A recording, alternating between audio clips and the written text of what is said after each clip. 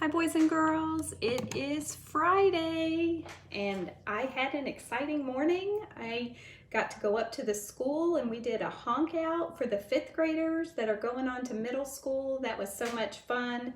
I actually shed a few tears, but I hope you're having a great day, and we're going to pick up with Charlotte's Web, chapter 17, and here we go. It's called Uncle. When they pulled into the fairgrounds, they could hear music and see the Ferris wheel turning in the sky. They could smell the dust of the racetrack where the sprinkling cart had moistened it, and they could smell hamburgers frying and see balloons aloft. They could hear sheep blatting in their pens. An enormous voice over the loudspeaker said, "Attention, please. Will the owner of a Pontiac car, license number H2439, please move your car away from the fireworks shed?" "Can I have some money?" asked Fern. "Can I too?" asked Avery. "I'm going to win a doll by spinning a wheel, and it will stop at the right number," said Fern. "I'm going to steer a jet plane and make it bump into another one." "Can I have a balloon?" asked Fern. "Can I have a frozen custard and a cheeseburger and some raspberry soda pop?" asked Avery. "You children be quiet till we get the pig unloaded," said Mrs. Arable. "Let's let the children go off by themselves," suggested Mr. Arable. "The fair only comes once a year." Mr. Arable gave Fern 2 quarters and 2 dimes. See if you can figure out how much money that is. 2 quarters and 2 dimes. He gave Avery 5 dimes and 4 nickels. "Now run along," he said, "and remember the money has to last all day. Don't spend it all the first few minutes. And be back here at the truck at noontime so we can all have lunch together. And don't eat a lot of stuff that's going to make you sick to your stomachs. And if you go in those swings," said Mrs. Arable, "you have to hang on tight. You hang on very tight, hear me? And don't get lost," said Mrs. Zuckerman. "And don't get dirty. Don't get overheated," said their mother. "Watch out for pickpockets," cautioned their father. "And don't cross the racetrack when the horses are coming," cried Mrs. Zuckerman. The children grabbed each other by the hand and danced off in the direction of the merry-go-round, toward the wonderful music and the wonderful adventure and the wonderful excitement, into the wonderful midway, where there would be no parents to guard them and guide them, and where they could be happy and free and do as they pleased. Not always a good thing. Mrs. Arable stood quietly and watched them go. Then she sighed. Then she blew her nose. "Do you really think it's all right?" she asked. "Well, they've got to grow up sometime," said Mr. Arable, "and a fair is a good place to start, I guess." While Wilbur was being unloaded and taken out of his crate and into his new pig pen, crowds gathered to watch. They stared at the sign, "Zuckerman's Famous Pig." Wilbur stared back and tried to look extra good. He was pleased with his new home. The pen was grassy, and it was shaded from the sun by a shed roof. Charlotte, watching her chance, scrambled out of the crate and climbed a post to the underside of the roof. Nobody noticed her. Templeton, not wishing to come out in broad daylight, stayed quietly under the straw at the bottom of the crate. Mr. Zuckerman poured some skim milk into Wilbur's trough, pitched clean straw into his pen, and then he and Mrs. Zuckerman and the Arables walked away toward the cattle barn to look at purebred cows and to see the sights. Mr. Zuckerman particularly wanted to look at tractors. Mrs. Zuckerman wanted to see a deep freeze. Lurvy wandered off by himself, hoping to meet friends and have some fun on the midway. Here's the Ferris wheel. Mrs. Williams likes the Ferris wheel. As soon as the people were gone, Charlotte spoke to Wilbur. "It's a good thing you can't see what I see," she said. "What do you see?" asked Wilbur. "There's a pig in the next pen, and he's enormous. I'm afraid he's much bigger than you are. Maybe he's older than I am and has had more time to grow," suggested Wilbur. Tears began to come to his eyes. I'll drop down and have a closer look, Charlotte said. Then she crawled along a beam till she was directly over the next pen. She let herself down on a drag line until she hung in the air just in front of the big pig's snout.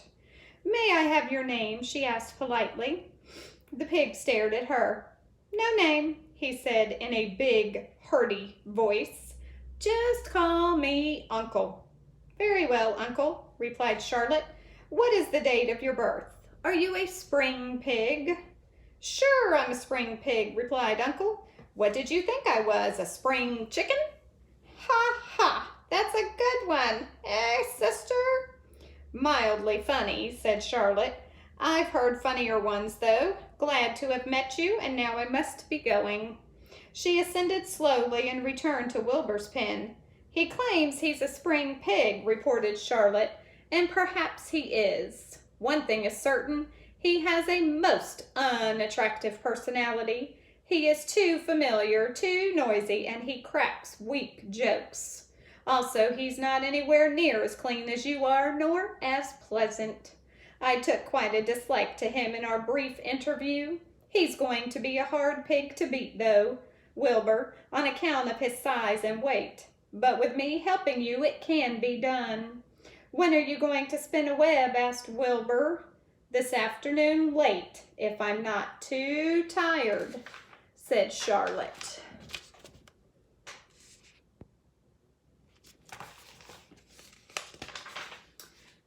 The least thing tires me these days. I don't seem to have the energy I once had.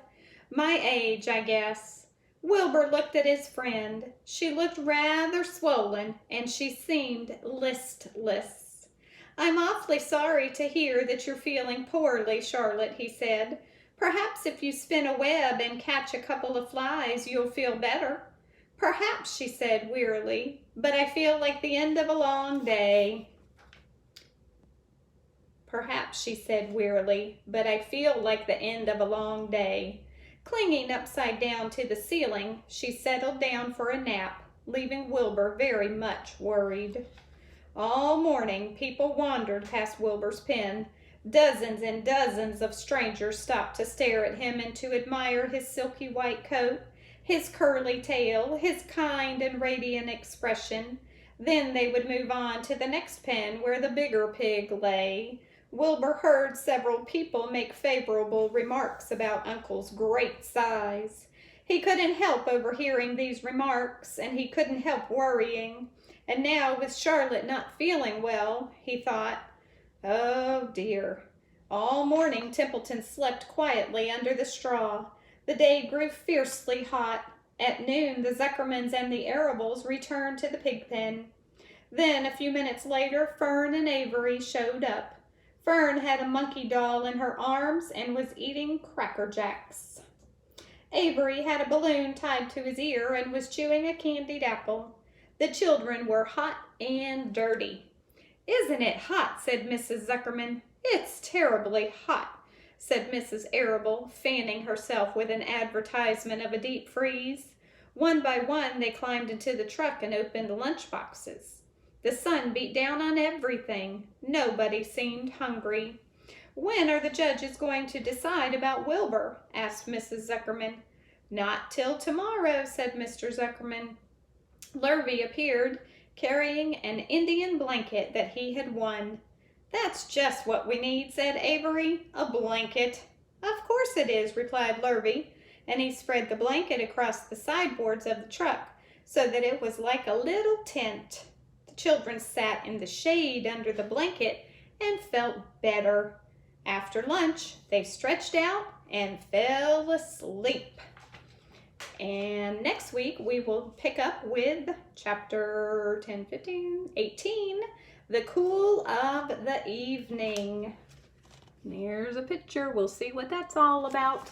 I'll probably read one on Monday. We'll see. We'll see what I have going on. Monday is a holiday, though, so make sure you wear your patriotic colors this weekend for Memorial Day. Okay, and today is May 22nd for 365 Days of Wonder. Making 1,000,000 friends is not a miracle. The miracle is to make such a friend who can stand with you when millions are against you.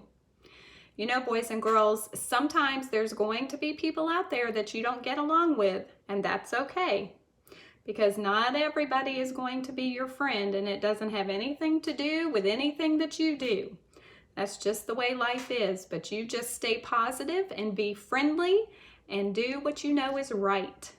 All right, boys and girls. Oh, I almost forgot. I have some fun facts. 2 fun facts today. Did you know your fingernails grow faster when you're cold? Your fingernails grow faster when you're cold. I wrote that down wrong, but that's the correct thing. I wrote down your fingernails grow faster when you are asleep, but it was supposed to be cold. I don't know where the word asleep came from. Okay, here's fun fact number 2. There are 31,556,926 seconds in a year. That's a lot of seconds. Maybe you could do the math and double check that because I didn't. I just Googled it. Okay, boys and girls, have a great weekend with your family. Please remember Memorial Day and take a moment. If you don't know what Memorial Day is, boys and girls, ask your parents or get on Kiddle and Google it. And make sure you wear your patriotic colors. All right. Love you, boys and girls.